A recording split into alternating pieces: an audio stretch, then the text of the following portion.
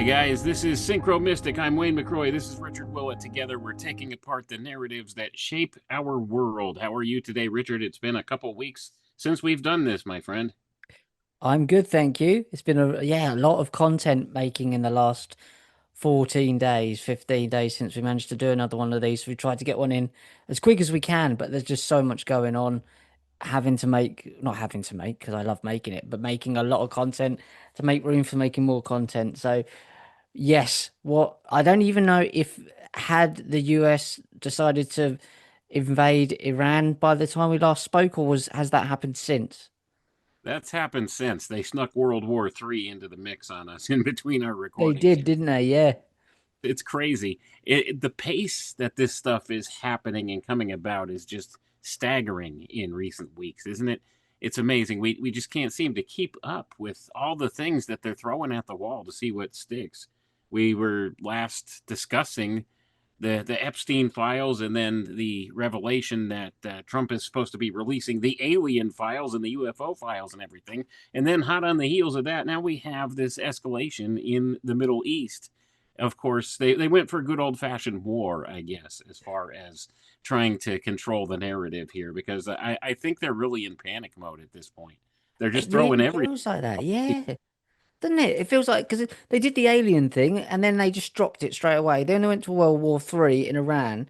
And then at the same time, Tucker Carlson's outing Habad Lubavitch massively. And I've got my own feelings as to why he's doing that, but you know what I think of those guys and what they're doing.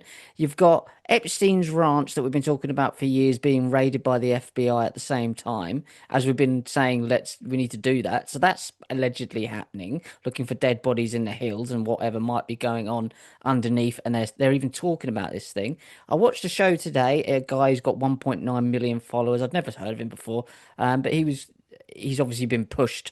But he was talking about Habad Lubavitch today as well, for whatever context and eschatology and the playing off of narratives, different religious narratives. So everything that we have been talking about has come about. And then there's this. Scientists complete first ever virtual brain upload, a copy, a neurological copy of a fruit fly's brain. What is this leading to, Wayne? Because there's so much to talk about, but maybe no one else is talking about this at the moment. Right. And see, that's the thing. We're having an effect, Richard, because all the things we've been discussing openly for the past year on this Synchro Mystic broadcast that we do, now the mainstream and the quote unquote alternative mainstream, if you want to call it that, has now picked up on this and are running down the field with the ball, Hmm. trying to really out the things we've been talking about now for many years. And it's really relevant right now. They're finding that this stuff is true, and I think whether they like it or not, all of these things are coming to the light of day now. So now they have to deal with them. So now they have some of these controlled type alternative platforms covering this stuff so that they could try to really capture hold and steer the whole agenda and narrative even still. And they're trying to leverage it to their advantage. But in the meantime, they're going for broke with a lot of other stuff. And this is the tip of the iceberg when you're talking about this creation of an artificial copy of a fruit fly's brain. And this sounds kind of really nonsensical to most people, but this is an important thing. This is the culmination of years and years of development of these different technologies and fields of study in reproducing something like that. This is all about uploading your consciousness to a machine at some point. This is what the transhumanists have been going for. And now they've made a breakthrough as far as this goes. At least this is how they're presenting it in the public domain now. Now, don't get me wrong. I think they're far in advance of this in the Yeah. secret sciences, the special access programs behind the scenes. But this is what they're unleashing on the public now. They have to always go about this stuff with the slow rollout into the public domain. So now they're revealing they've been able to successfully duplicate a fruit fly's brain, and they actually were able to hook it up into a virtual environment. And this fruit fly, it's functioning on its own like a real fruit fly would function in reality, in our physical reality here. So this is a huge development. And this goes back to some different research that has been done in years past, going back to something called the Blue Brain Project, which actually launched back in 2005, and IBM was at the center of that. Right. So this is a project that ran from 2005 and it concluded in 2024, if memory serves me correctly, where they were able to actually ascertain a lot of the information they were looking for as to the feasibility of creating a synthetic or artificial brain. So this is the kind of thing that it culminates in right now. And this is only like the small scale portion of it. Now, I think it was a Swiss organization that was central to this Blue Brain project, if memory serves me. But it's something that's been going on for a long time, and it has international reach across very many scientific domains. And of course, the intelligence community and the military industrial complex has had their hand in this too. And there's a lot of different sub programs and sub projects that have developed around and about that. But this is essentially what they've been trying to build. They've been trying to map the human brain and develop a way wherein they could duplicate that via machine algorithms, via computers and supercomputers and things like this. And there were a lot of obstacles supposedly in their way during the fruition of this Blue Brain project. But now they've kind of crossed those roads. They've crossed those crossroads and they've gotten there according to what they're releasing now and what they're talking about with this emulation of a fruit fly brain. And it sounds like I said nonsense and small potatoes for most people out there, but these are the first steps to introducing more complex brain mapping. So this is something that's been going on for a long time. And of course, this has transhumanism written all over it because that's what the ultimate goal is. So they're quietly pursuing this in the background. Well, they've unleashed all of this other stuff on us: the Epstein files, the UFO files, World War III, all of it, all at once, as a means of covering up the importance of this, in my estimation. I think this is something that is hugely transformative in the future here that we're looking at if they're allowed to do the things they want to do with it, because they want to actually connect the entirety of humanity's brains to this external internet utility. And they'll call this like the digital neocortex. That this is kind of the way that they've referred to it in white papers and things like that. So it's all about this connecting people to the hive mind, essentially, is what the ultimate goal is with this. And this is just a first public step that they've announced. You see, they always have to trickle this stuff in slowly so that people will accept it. So it starts with something like a fruit fly. Everybody thinks, okay, no big deal. It's a fruit fly. They were able to make a copy of a fruit fly. Woohoo! A digital copy of a fruit fly. Whoop de doo, right? That's what they want you to think. And then slowly over the course of time, it'll escalate and it'll become more and more complex to the point where they'll tell you, hey, you could now upload your consciousness into the machine and live forever. Mhm. And this is where they want to go with it. So I'd love to hear your thoughts and what you found on all of this, Richard. It's utterly fascinating. Obviously, we had the film The Fly from the 1980s film where we could have learnt a few things from strapping your body in a didn't end up well for that guy, did it? Didn't go well. Skin disorder was the least of his worries at the end of his little thing. But this was so when I looked at this, I was like, well, I thought of you straight away. But I was like, this is incredible. Now it's 140,000 neurons and 50 million synapses. So, as Wayne says, this is a level of scale. It's just a case of scalability to be able to do it for a human mind. So, let's just take the model of a brain. So, this isn't a simulation.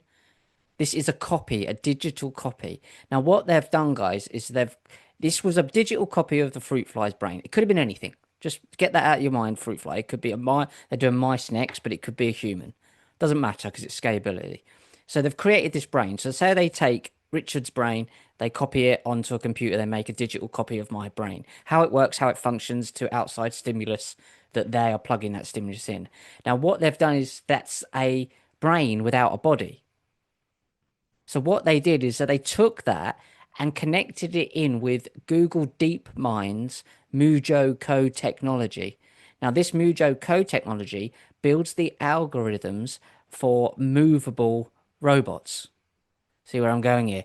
So they were able to create this fruit fly as a simulation on the computer, but it was running off the real brain of a fruit fly who was processing outside stimulus. So what that little fruit fly was doing on the computer screen was real to that fruit fly.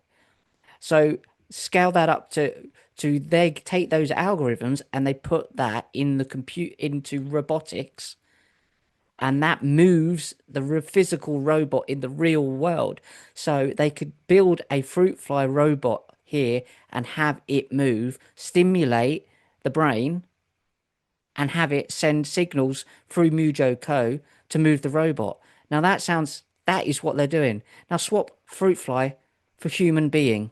Take your brain, map it onto a digital, create a synthetic copy of your body, and then suddenly you're a homunculus of yourself. And that is not beyond the realms of possibility. You've got Neuralink helping people move. I've got this guy that in the presentation I've done this week about this on Classified, he's moving a cursor with his mind. And at one point, the computer detached itself from his brain. Like, that's scary stuff. What about if he was moving a robot with his mind? But that's not even his mind when you take it to this level. That's a copy of his mind. There's no soul in that. This is an empty vessel. So you taught me about cybernetics, the feedback loop. They're basically slowly edging the soul out of the cybernetic loop. So then scale it up again, guys. I'll just put this in your brain, your real brain, not your digital copy brain. This take the internet of all things. Take that as a brain. Everything that gone into the internet is a brain, or just the internet now, but the internet of all things eventually. Smart cities, everything goes into this one brain. They take that brain, all of these computer hubs, and create a digital copy online. Now they take that digital copy, put it through Mujo Co, and then that triggers off the algorithms to move a body. Suddenly, the internet's got a body. The internet's got a physical, robotic, synthetic, or Maybe biosynthetic it's body. real. This is where we're heading. Absolutely. And I love all the correspondences you're making there, Richard, because the important thing for people to realize, yes, they're talking about a fruit fly right now, but this is proof of concept. Yes. Okay. This is absolutely what they've proven that it can work. So it's just a matter of scalability now, as you said. So this is essentially all the things we've been shown in all the predictive programming out there. The matrix is real. This is essentially what they're trying to build out. This is the world of shells, the eighth sphere that we've talked about so much in the past, Richard. Yep. It's something devoid of spirit or soul at all because it's a digital copy. It's not really you. It's not the ontological self, the I am within man, that will be animating this. It's a homunculus. It's a cheap knockoff. It's a physical shell devoid of spirit, and it will be animated through this computer algorithm. It's a duplicate. Now, computers are very sophisticated at reproducing things that they've seen. And once again, this harkens back to the Gnostic ideals, the archonic energies, right? It could imitate what's already been created or extant that human beings have done. But it can't go any further beyond that because it lacks imagination. And that's wherein the problem lies. And they're trying to bridge that gap with artificial intelligence and with this merging of man's mind with the machine. They think that they could overcome that and eventually we could become a type of cybernetic organism. And they will already argue that we are already cyborgs of sorts because we use these cell phones, as a digital extension of ourselves already. So they're not wrong in that regard. It just becomes to the point where it becomes more and more invasive and part of the actual physical structure, wherein you could argue the semantics of what is a cyborg and what's not. But they want to eventually attach your very thought processes to this Internet of Things, this big, greater structure, the Internet of Bodies, the Internet of Things, the Internet of bio nano things. That's a big one that's coming online right now. And think about all the implications of neural nanorobotics that have already been presented in white papers and other things and all these different scientific journals. These things exist. They're building them. They have actually experimented with some of them. And they're showing some proof of concept right now, especially when it pertains to this developing of this model of a fruit fly, duplicating a fruit fly's brain in a digital simulation. Now, this digital fruit fly brain it's functioning on its own, like it's supposed to, like you would expect a fruit fly in reality to do, but it's interacting with its virtual environment, and that's very real to that fruit fly brain. See, and that's the same thing that could be garnered from all of this on a scaled up level when you're scaling up to something more complex like a human being. So that's what they're releasing right now. That's what they're telling us they have right now in Mm. the public domain. And remember, all the stuff they've released in the public domain is bare minimum 30 to 50 years old within the auspices of the special access programs of the military industrial complex. So they've got more complex things on the horizon for us. And who knows what the real state of affairs is? Maybe they already have synthetic human beings out there running around. Hard to say for sure. Yeah. And maybe these synthetic human beings are all tied into this central system, this database that they've been trying to build through the course of time, this beast system, if you want to call it that. And they absolutely told us what was going on in the 1999 movie, The Matrix. Remember, it's a classic. It tells you in no uncertain terms what's going on, what was coming. So maybe they were developing these things within the military industrial complex special access programs at that point, and they realized what it is that they're doing. And now it's just a matter of scalability and putting the infrastructure in place on a grand enough scale that they could do it worldwide. So that's what we're facing and looking at right now. And all of this comes on the heels of the announcement of this Stargate program, the AI program, the development of all these AI data centers and all of that. What do you think it's for? This is Yeah. absolutely what it's all about. This is central to everything. And they're trying to keep us looking what the right hand's doing while the left hand's doing this other stuff. And it's all about the left hand path with these people. So it's all got a very dark association with it. So we need to pay attention to this. This is part of the goal. This is part of the old occult sciences or alchemical sciences being merged with our modern technological inventions and being promulgated on us in this way to bring about this great work that those dark occultists who run things in this world are trying to build. They call themselves the builders. Not a coincidence, right? So we have all of this stuff going on, and they keep us distracted with all of this political theater and this theater of war. And they even told us their intent. That's the thing. I mean, not too many months back, Donald Trump changed the Department of Defense to the Department of War. He changed the name again. It's all intention. Intention is everything. And language is one of the tools that they use to manipulate reality. And this is an important thing that I can't overstate enough.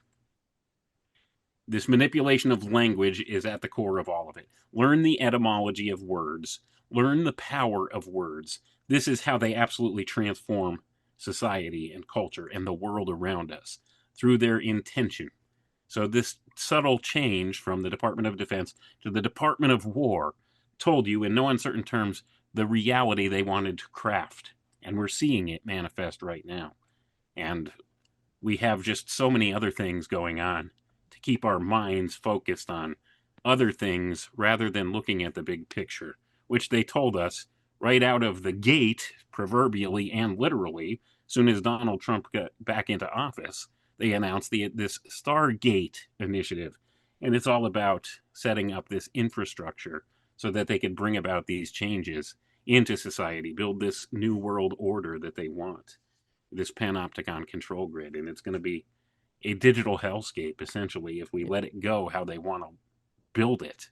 So, but we could fight back. That's the thing. We have more power than we think, and as long as we recognize it for what it is, and we reject what they're offering us, we can have the power to change all that. So it's important that broadcasts like this go out, and we can most certainly say we are having an effect, Richard. Look at all the ways they've had to pivot because of broadcasts like this one.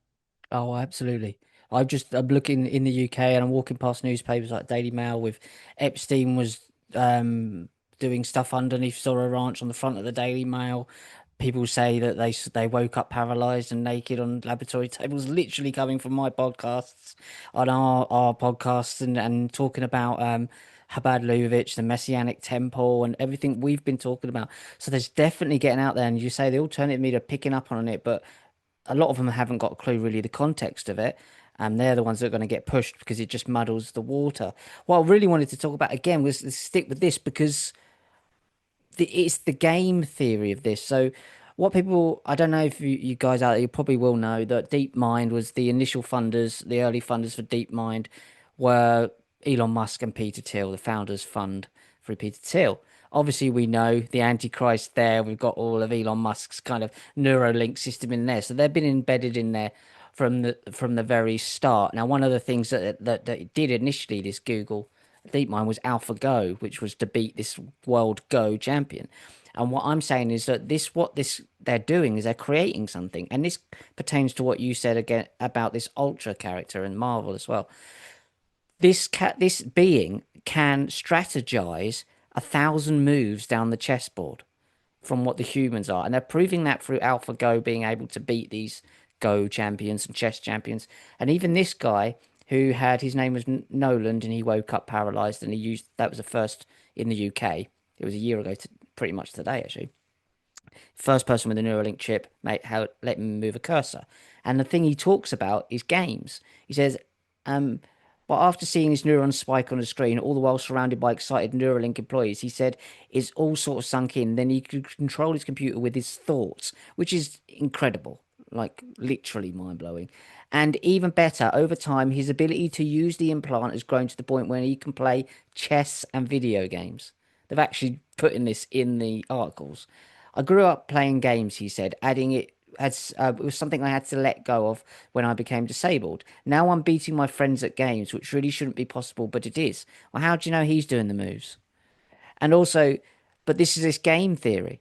So this is this ability, this super soldier, this strategizer that's able to do, and obviously we had the Freemasonic floorboards and the chess game there and the Alice in Wonderland thing. It's all about game theory. And if game theory, if people don't know what that is, and I'm sure you do, it's literally the battle of playing games and winning wars. So you have, if I remember, it's energy plus, oh, I forgot. And then cooperation is the last one. Energy plus something activity, I think it is. No, it's mass plus energy plus cooperation. So the mass is the amount of people you can get involved. The energy is how you use their energy. So activity, where you make that energy flow. And the cooperation is being able to cooperate that energy towards a given goal. So say your given goal is eschatology, is to play out biblical end times. You use that game theory. Now imagine a being that's attached to all the information on the internet using that game theory. So, and you when you are creating those moves, whoever humans are finally left at the air there's not many, are trying to outwit the machine while telling the machine what it's doing because you're all connected to it. This is the issue. And if you think that's mad, yes, it is. But look at these people. They've killed 165 kids in Iran last week and not even blinking an eye in a school. 20,000 children in Gaza over the last 2 years, plus now tens of thousands more in Gaza to make this happen. So they make this story play out, this eschatology to play out. So they give that eschatology to the machine. And that machine says, I'm going to play this out. Now, there's a character that you told me about that I hadn't heard of called Ultra. That the whole theme is Ultron. exactly that. Ultron, sorry. Ultra is Just, the powder you just so put in your people know washing who. machine. Oh, um, Ultron, that's the one. And he, it's this, really, isn't it? This is exactly what it is. yeah, I mean, they let us know in the entertainment what they're doing all the time. And that's the other important thing that we have to keep in mind. Now, on the heels of this, too, a friend of mine, sent me this link this morning. Okay. This is a post on X, formerly known as Twitter, whatever you want to call it. I still call it Twitter, but Yeah. that's just me. This is Night Sky Now, and it says telepathy just went from sci fi to Wi Fi. In a historic first, two volunteers using non invasive brain computer interfaces played 20 questions without speaking or typing a single word. They simply thought the answers to each other across 50 miles. We're officially entering the era of the hive mind, and the source of this is said to be MIT Technology Review. So, So what would be the another. technology element of that then? I know that they've been doing this same sort of test for years in CIA, MK Ultra, and all of these. But what would be the technology part of that then? I don't know. I didn't really go into vetting out the MIT source to see what the main story is talking about. But synthetic telepathy has been a patent on the books since the early 1970s, bare minimum. So this is something that could be done. And they're showing that right now it seems feasible. But the important part I wanted to point out in relating back to that story is it all has to do, once again, with what's 20 questions. It's a game, Mm. game theory. You see, this is how they test a lot of these technologies is through the use of games and gaming the system. And of course, all the things that these people do is based on game theory. They use this to build their computer algorithms to determine outcomes. They've become very good at this. And this harkens back to some simpler types of modalities that they've been able to use to make predictions in the past. There's one that Crow 777 and I have talked about in depth in the past. It's called the law of large numbers. And you could use this as an example. If you go to like the county fair, they have a big jar full of marbles and they have people guess the number of marbles in there, and whoever gets closest to the actual number wins the prize. Well, the more people you have guessing, the higher probability you have of somebody hitting exactly on the correct answer or coming as close to it as possible. This is called the law of large numbers. This is one of the very simplistic forms of game theory that has been used in order to make predictions. And they become more and more accurate with the more data that you have or the more data sets you could work with. So the See, and maths. this is right. So Yeah. this is just a simple example of what you were just saying.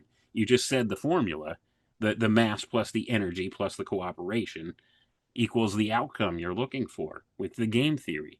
And that's just one model. And these are the types of formulae that they've developed through game theory systems in order to make things happen and make things more plausible. So, why are they all about all this data collection? This is exactly why. The more data they have, the more precise their measurements and predictions can be. And if that's the case, then they could develop models based upon that that are highly accurate. Therefore, this is all part of how they game the system. And this is how they could craft world events in their favor and leverage these energies in their favor through the use of game theory. And I've been talking about the importance of game theory for many years, but I don't think people truly grasp how important it really is because all of this emerged out of the cybernetics group and the push of the cybernetics ideology on the world, which all started with the Macy Foundation, by the way. But that's a subject for another time entirely. But actually, maybe not. It all ties together. Yeah. Cybernetics is of the utmost importance to all of this because it is the operational standard that they're using to get things done right now. I think it's hugely important, Wayne. I think cybernetics is where we should stick with for a minute because this is I've called the video that I'm putting out on classified next Friday, not today, in a week's time. Loop.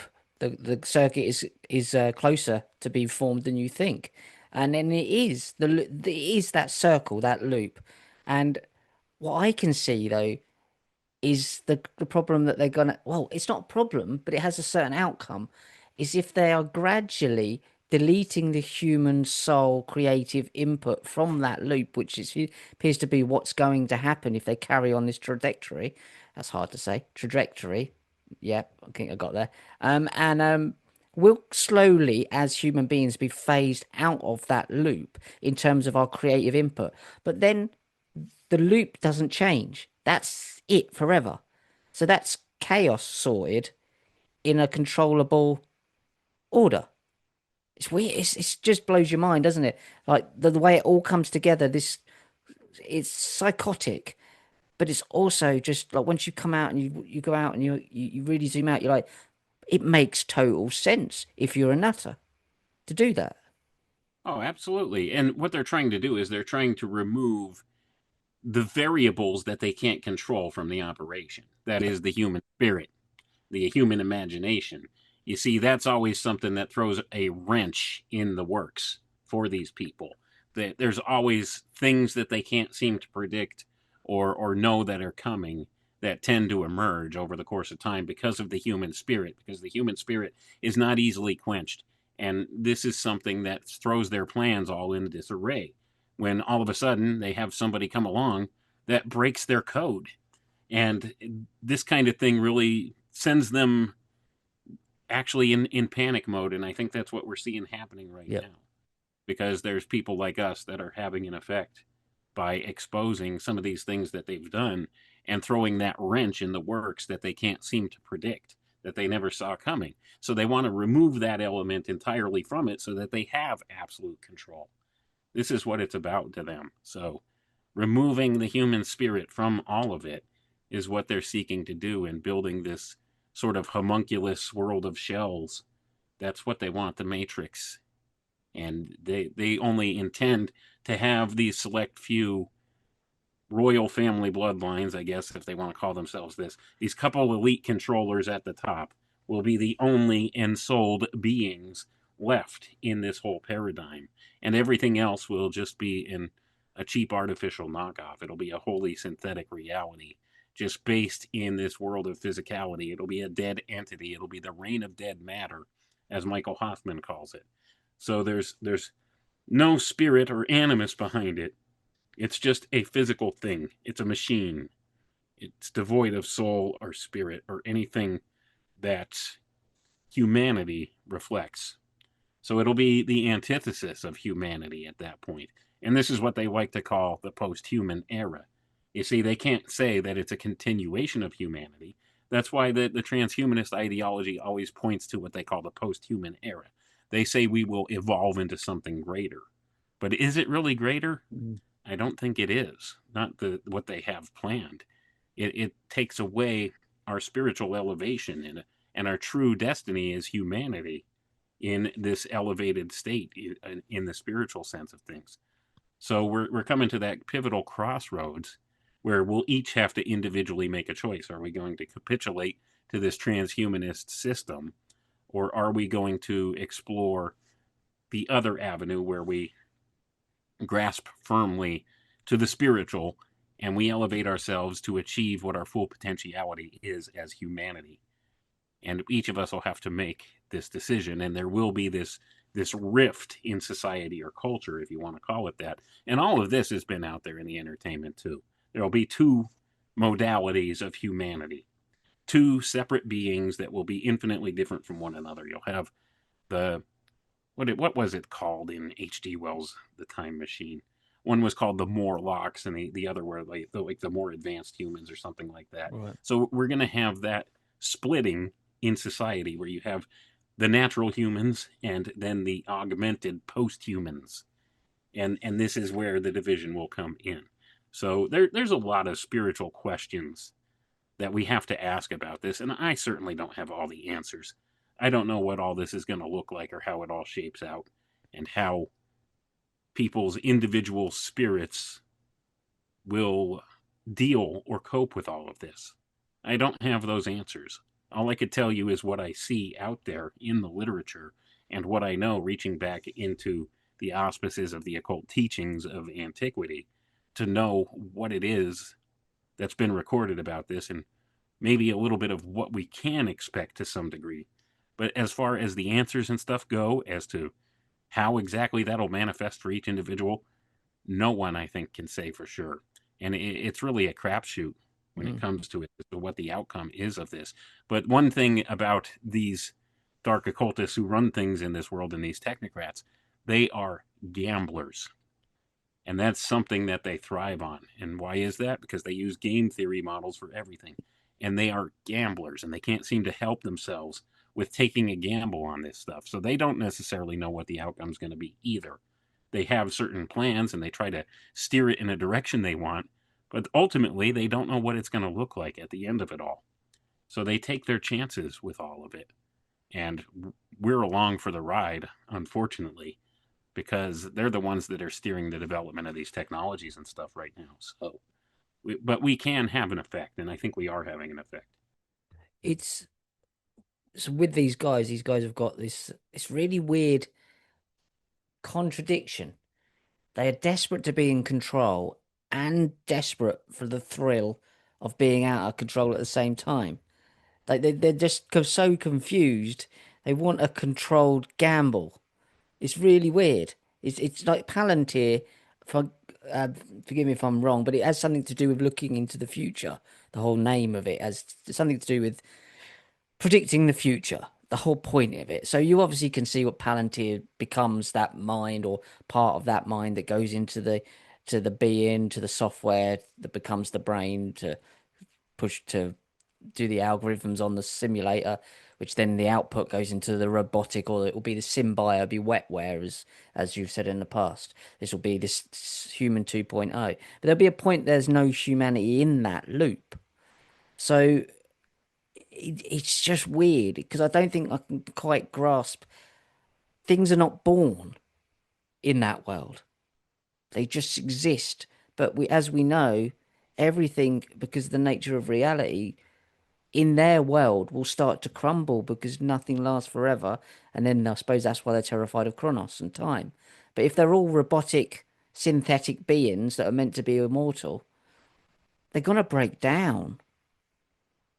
How are they going to fix themselves? I mean, I don't think they thought this through quite well. No, and like you said, it's all about they want a controlled gamble. Hmm. That's essentially what they're about, and this is the true dichotomy of thought that really makes these people function differently than you and I. They're psychopaths. Hmm. Okay, there's no actual reason or logic that dictates the things they do. They just have this lust for power and control, and they love the thrill of it all. That's why they do some of these heinous things that are reported in the Epstein files. It's all about that bloodlust that they have, that lust for power and control and all of these other things. So essentially, what they're building, it's a gamble. They don't know how it's going to turn out, and they obviously haven't really considered the ramifications of what we know about natural science and how the things function in this universe that we have. Of course, everything tends toward entropy over time, so Yeah. it breaks down over time. But they seem to think that they could just have this constant renewing, this maintenance of the infrastructure, whereas it'll continue ad nauseum forever. But the problem is, it's not going to be able to.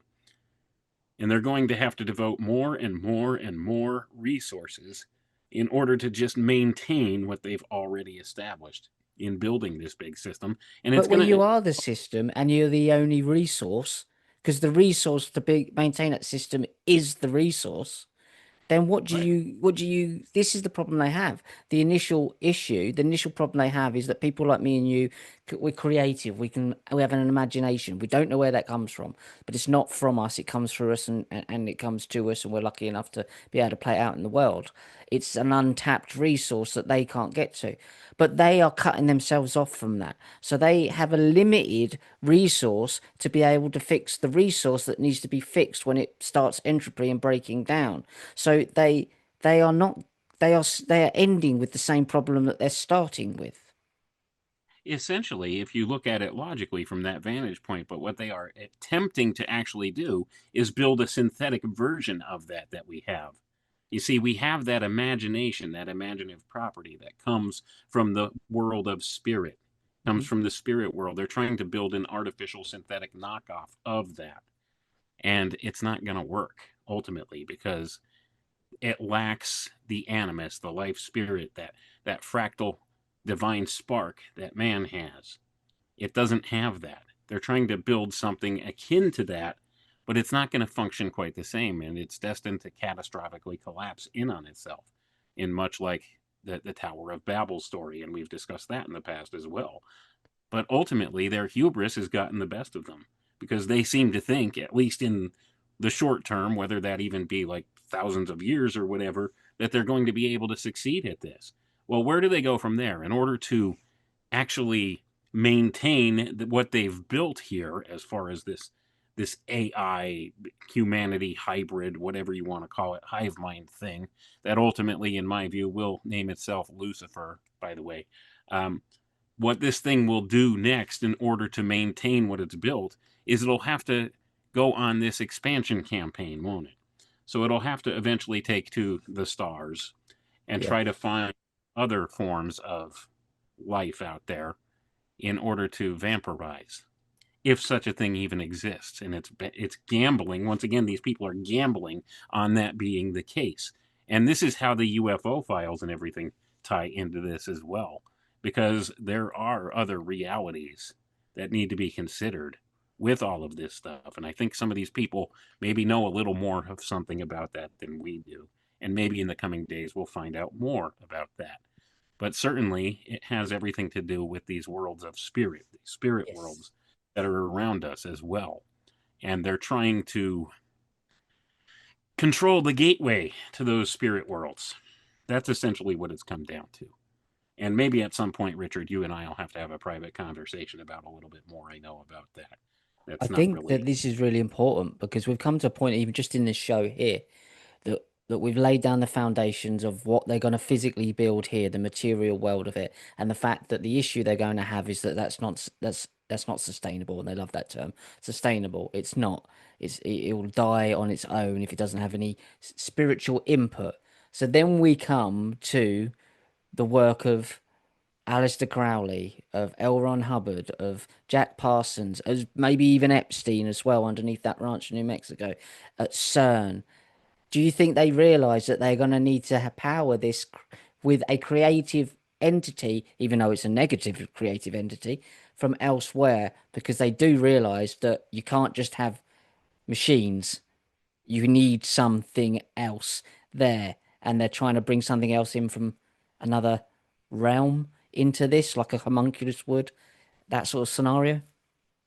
Well, definitely they've been talking about that, haven't they? Yeah. It's about this type of manifestation. There has to be a divine spark or some type of a spark behind it, not necessarily a divine one in what they're building, Mm. but essentially they want to control the inroads into physical reality. And this is the important concept, okay?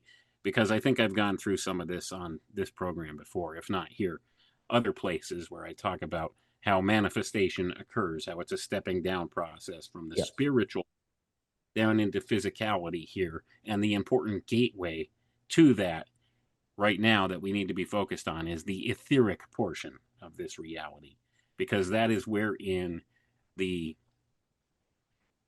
gateway can be established. So, right now, through the workings of the natural order of things, through the natural laws that are present in this creation as created by the creator, it goes through this stepping down process in this way that we've spoken of, where it comes down from the spiritual and it's reflected in as thought forms in the world of mind or the mental plane, Yep. steps down from that into the astral plane or the desire plane as it's sometimes referred to, and then from there it steps further down into the etheric, which is a sub portion of the physical plane that we exist in, and then from there it takes on manifestation as a physical objective or idea or something of that.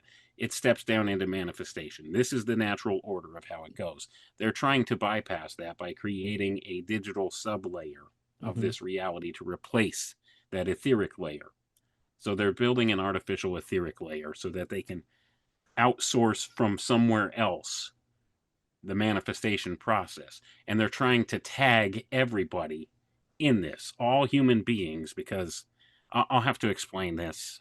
Maybe some other time we'll have to talk about this because this is important and this is what's going on. And there are people in this world that know about this and are monitoring this and watching this. And a lot of it's important because they want to control the influx into physical reality of what spiritual entities can access here. And it's by controlling the gateway in the etheric that they can do that. So they're coming up with a system to quantify all of this, and I could talk a little more at length about this maybe in some upcoming weeks here. Yes, that would If be great. it's important because a lot of this ties together the current state of our physical sciences that we know about here that are readily accepted, combining it with some of these old occultic sciences or natural sciences and how they've leveraged this. And they really don't like people to have any inkling about this, or if they do, they would like for them to think it's total nonsense. But there's something to it, and it's something important. So it's something we need to talk about, I think, in a little bit further depth. But this is what the nature of what it's about, and it has to do with this whole transhumanist push that they're having, this digitizing consciousness, this building of something like this, like the synthetic mind of a fruit fly, and having that type of control over the manifestation process in reality here. So that's exactly what they're trying to do. And it all ties together in that way. So even though it sounds a little bit off subject, it's not, because the spiritual component of this is what most people can't even wrap their brain around right now, because we've been so indoctrinated as a society and culture to disavow anything spiritual. That's exactly what they're trying to build here. Something that disavows the spiritual, will they take advantage of that conduit through the natural order of things? Because you see, just like us, they exist within this natural creation and they are bound by natural laws. So the only way they could circumvent these natural laws is to build an artificial system, a subsystem within the natural order, where they could circumvent all of those natural order principles. That's why they're trying to build this digital sublayer, which translates into Web3 technologies, metaverse. All of these ideas are all bound up in that. And it all attaches to the spiritual components of this, which are largely disregarded by the mainstream in general. So you're not going to hear anybody else talking about this, even in the alternative media or whatever you want to call it. They just don't know. They don't understand the ins and outs of this in the way that somebody's been researching the occult can describe to them. So it all ties together. So there is the element, guys, out there of the homunculus that you guys will know. It's the empty shell. Frankenstein, Stein there as well. Frankenstein is obviously slightly based upon these principles of having a shell, and but infusing it with the spirit of something. But what was interesting, what you just said there, is that they can't get out of this. I suppose put it like a prison. Well, that's not the right term, is it? They can't get out of this reality that we're in with us. So they want to build a sub reality, but they're basing it on the principles of like the Rosicrucian principles or Plato's kind of natural order of things of dropping down to the physical world. But building a sub reality below the physical world is still within and below with the reality. It's still within the box. It's not outside the Right. box. So what they're trying to do is they're trying to build out a physical underworld. Okay. The abyss, hell, where the disembodied spirits live. They're trying to embody the disembodied spirits into physical manifestation. This is the building of the eighth sphere. So there's other entities going to empower these homunculi that come online, and they're not human spirits. And that's a lot of what they're attempting to do here. Now, there will be some human spirits that maybe get caught up in this trap if these people get their way, because they're trying to actually quantify and tag each spirit that comes into existence before it steps foot into the physical here. They're trying to tag it and claim ownership of it. And I know this sounds like a bridge too far for a lot of people, and maybe I'm talking over people's heads, but in the coming weeks, I'll have to like tell a little bit more about what I've discovered about this and what I've heard It from it some people who know Yeah. about this, Right. It because it's doesn't, Wayne, important. because I wrote this in the book that I've nearly finished, trust me. I wrote this quite well. This question is in the book. Are they inviting this being in, or is this being tricking its way into our world? I think it's a really important question. Does it think, is it that's its intention, or these intentions of these beings, whatever you say, this energy form? Is it trying to get in here, and these people are tapping into it, being tricked into letting it in, thinking they're going to control it when they're not? Sounds like what's going on to me. It really does. I mean, that's the ultimate question. Is this spiritual intelligence force, whatever you want to call it, tricking these people, these dark occultists and these technocrats, into building its manifestation into physicality here? Or are they thinking that they're going to create this artificial intelligence god? I think it works a little bit of both ways. I But really do. I then there's that sense that other question both is going on. that you've said before, are they trying to swap places with us? Oh, absolutely. That's I think at the heart of what's going on here. These disembodied spirits that are bound in the underworld, they want out, and they see the plausibility of switching places by kind of stowing away inside human bodies to bypass the ultimate judgment that will come as a basis of the natural reality self-correcting when this stuff happens, because they don't belong here. That's the whole point.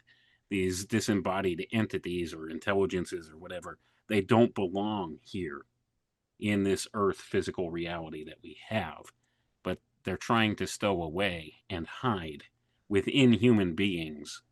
And this is another important element that's going on, because this has to do with a concept known as the etheric double, and I've been talking Yeah. about this at length recently, because this is the portion of the etheric that they need to use in order to get here. That's why they need human beings to tie to this transhumanist notion. That's why they can't just build an artificial intelligence and leave it up to itself to do this, because in order for them to manifest, they need something imbued with the divine spark, or they need the etheric double of that, actually, in order to manifest here. So this is what is essentially going on. And to describe this etheric double in a little more detail, Rudolf Steiner says that it is an ensouled Ahrimanic being that exists within man. It's almost like a parasitic type entity that lives with us. It has no spirit of its own, but it has an intelligence of its own and a soul of its own. Okay, and there's a distinction between spirit and soul, and I might have to go a little bit more into that in some future broadcasts here. But so this is an ensouled Ahrimanic being. Okay, Ahrimanic meaning it's into this whole notion of physicality, dense physicality, and bringing things into the hyper materialist paradigm. It's all about that, and it's all about steering human beings towards this. This could be equated back to the old philosophical concept of the animal man. We have the spirit man, and we have the animal man. And this is about satiating your animalistic lusts and desires. So it's the old, to go back to the Freudian system, it's the id portion. We have the id, the ego, and the superego. This is the id. This is the you're pursuing those animalistic desires. This is what this Ahrimanic soul being does, this etheric double that's attached to us. Now, it has no spirit of its own. It has no ontological self or I am within man. It's kind of like piggybacking along with us. So what happens is, at some point, human beings often pick up spiritual attachments within this etheric double. Now, if you're a religious person and if you're a Christian, this would be concurrent to Christ in me. Okay, this is the Holy Spirit. This is where the Holy Spirit dwells within man when he accepts the salvation offer of Christ and accepts Christ's Holy Spirit within himself, within man. It's in the etheric double that this comes in. And this counters a lot of those animalistic instincts and those desires. So this is how, in the natural order, things are supposed to progress. You're supposed to develop this more spiritual sense and go towards these spiritual attainments more so through that type of a connection to God, that relationship. So this is how this works. This is wherein it happens. If we're talking about the mechanistic functions of how this stuff happens, that's in the etheric double. Well, oftentimes other spiritual attachments can step into that etheric double, and I've done an entire episode talking about this, of the alchemical tech revolution, and I recently released it in book format too, as a transcript for it, and it talks about the symbol of the horse. So this is the nightmare and the Midnight Rider. That's the name of the book that I put out there. It's a little different from the podcast version title of it, but essentially it talks about the connections here of how these spirits will ride a human being as a mount or a horse. And this is where the importance of the horse symbolism comes in. So it's the horse idea. the human being acts as the horse to this spiritual rider that can outright either possess somebody in subtle ways or not so subtle ways. And this is where in spiritual attachments come in, and this is how things function from the spiritual into manifestation here in very physical types of ways. And sometimes this looks like mental illness. Sometimes this looks like somebody just pursuing their worldly pleasures. And sometimes it takes a much darker turn, and people do heinous things as a result of having these spiritual attachments. And sometimes people knowingly invite these spiritual attachments to themselves that are on the negative side. So there's a lot that goes with it. And this is all covered in Voodooan culture when they talk about the horse and the rider. And this is why I titled it the Nightmare and the Midnight Rider. And there's a cross connection over to dreams. Why do you think it's called a nightmare? Well, a mare is a horse. This Mm. is why, and this has to do with the concept of the incubus or the succubus spirit as well. So you have for this spiritual rider. This is also symbolized in one of the main symbols of the Templars, of the Knights Templar. It's a single horse with two riders on it. Yep. This is what they were referring to. So that second rider is actually the spirit known as Baphomet, the spiritual entity known as Baphomet, which is the egregore of the Templar organization. So the Templars, by the way, that if you go to the Templars now in London and have a look at their symbology, they use the winged horse still. The middle temple is still the winged horse, blue. But there's and people have like, why is it a winged horse? And obviously that's the spirit from the floor to the it's taken off from the material world into the spiritual world. There's that connotation to it. But I didn't know about the two riders. That is absolutely fascinating. So in another way of putting it, a couple of I like analogies because they help me understand stuff, and then I can run them past you, and then I know if I understand it or not. So it's kind of like a backseat driver who keeps wanting to take over, that sort of thing. Who's not very nice, wants you to go in a direction you don't want to go. Also, it could be in the analogy that we're talking about in this. It could be like a mechanical horse for this system, mechanical fruit fly for this system. They're building the mechanical part of it, but they need to infuse it with the backseat driver or the Knights Templar on the back. They're building something for it to a vessel for it, or a vehicle is the way you've put it, which I think is a great way of putting it. Absolutely. That's essentially what's going on. But in order for that to happen, first they have to hijack actual human beings to ride out the known coming cataclysm that is ever approaching at quicker and quicker rate. Now whether that's a self fulfilling type of a cataclysm that's coming, we're deeply entrenched in warfare right now. Mm, They're trying to provoke the apocalypse, and I know I've used that language before on here. It's absolutely true. they They're really are. attempting to Yeah. provoke the apocalypse. That's what they want because they know that there's some cataclysm coming, and that ultimately Judgment Day is coming for these evil spiritual essences and these people that have helped to bring that evil into this world. Judgment's coming for them, and they want to try to circumvent judgment by hiding within the good portion of humanity to ride that out to the other side if their plans go askew. So that they're attempting to build all these different synthetic knockoffs of all of this stuff. And it's really a hubristic program. They really think that through the use of these advanced technologies they have now, plus their hidden knowledge of the secret doctrines of occultism of the past and the old natural sciences, that they could actually do something with this. Their understanding of the manifestation process, they could circumvent it in some way and build their own little sub reality called the eighth sphere or the world of shells in order to ride out the apocalypse. That's what they want. So that we have an example of this. They have that seed vault that they built in Norway because of to ride out the apocalypse. Well, they want to do the same thing. They think if they could build a sophisticated enough artificial intelligence computer network that they could hide in the cloud and ride out the apocalypse in that way as well. So they're using humanity to get it done. And this is a combination of dark spiritual forces as well as human intelligences that think that they could do better, that have this hubristic attitude, that think they are gods and want to be gods of this place, and think they could get it done through the use of these technologies. So they manipulate the development of these programs in that way, harkening back to some of these old occult ideals. So can I give that a narrative, Wayne, before we go? Just try to see if I've caught done that right. So we're in this world. These demons want to come in this world and trade places with people here, or at least take them over.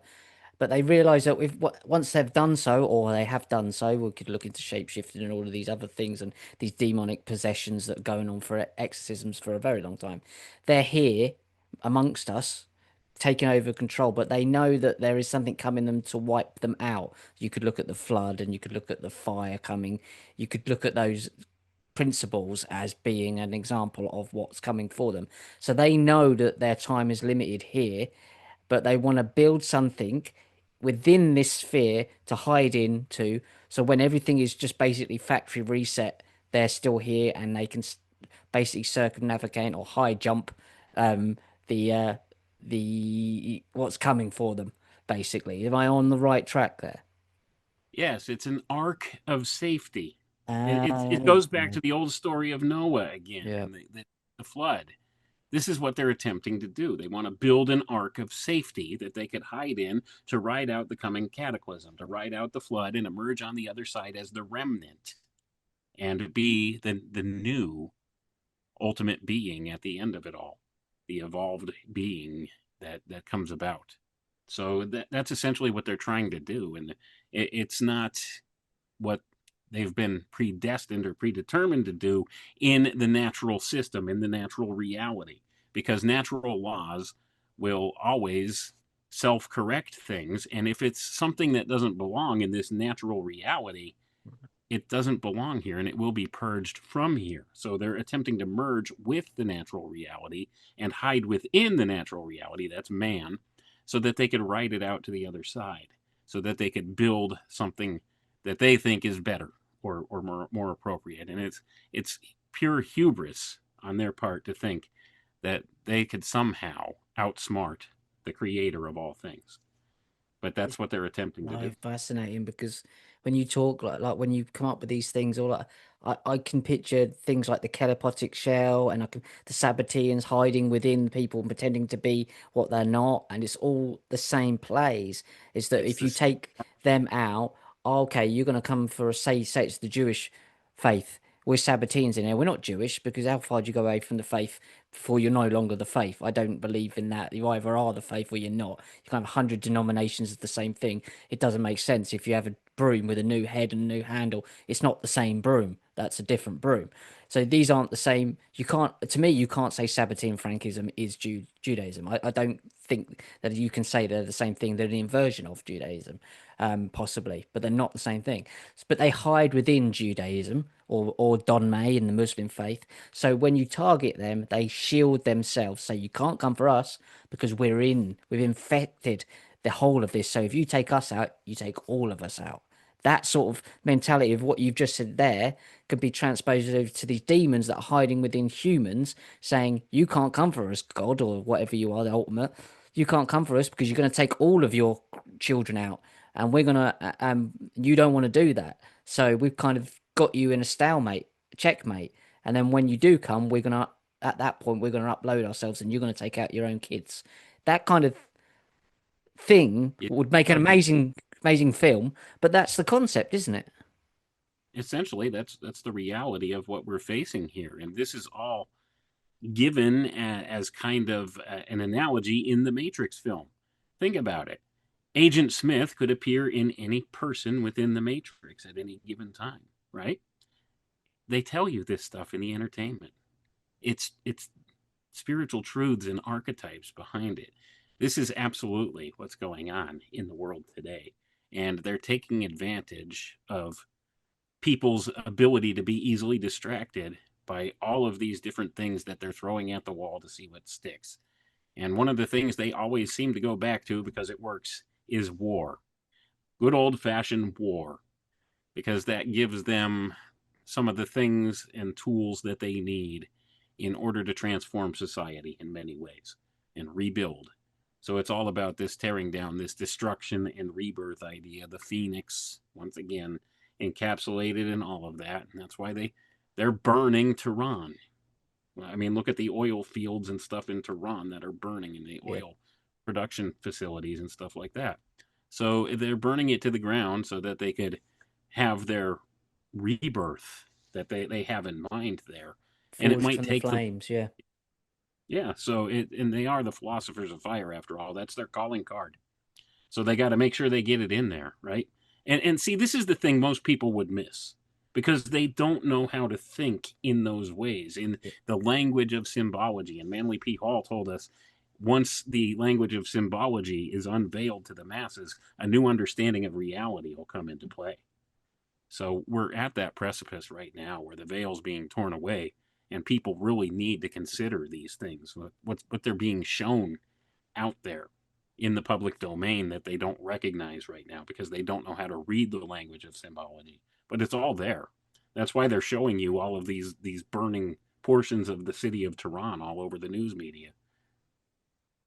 Well, guys, if you don't think, I mean, go back and listen to our first episode. I think this must be 26 episodes or something of this by now. And go and, so it's over a year. So go and have a look and see what's come about since we've started talking about this stuff because it's all played out. And I think it's symbiotic. I think they know that people, not just us, but a lot of people are clearly bringing up these things we've been talking about for ages. So this is really important stuff. So what we're talking about now, you'll be seeing it playing out in a year's time on the world stage. And I think this is one of the most important chats we've had, to be honest, when it comes to the spiritual stuff and what they're trying to allow in and the trading places stuff.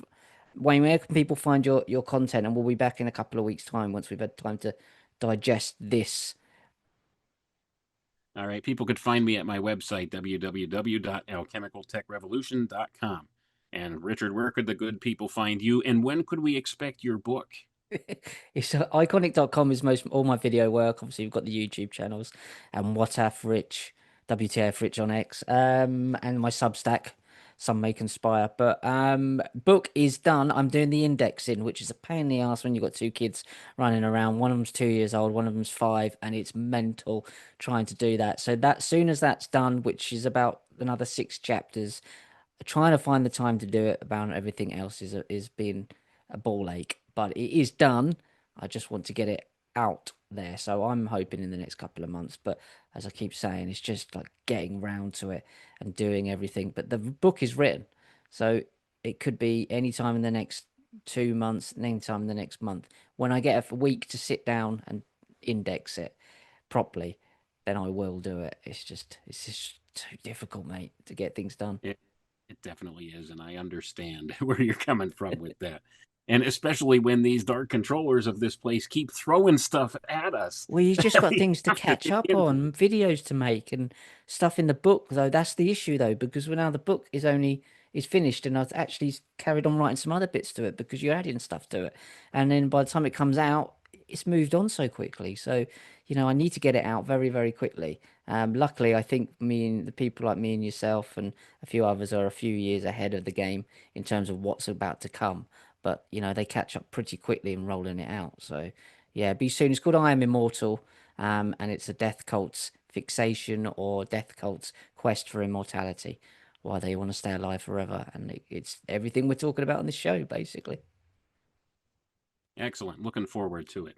All right, Anyway, thank you everyone for tuning in. I think this is probably one of the more important broadcasts we've done, I as do isn't think it, so. Richard?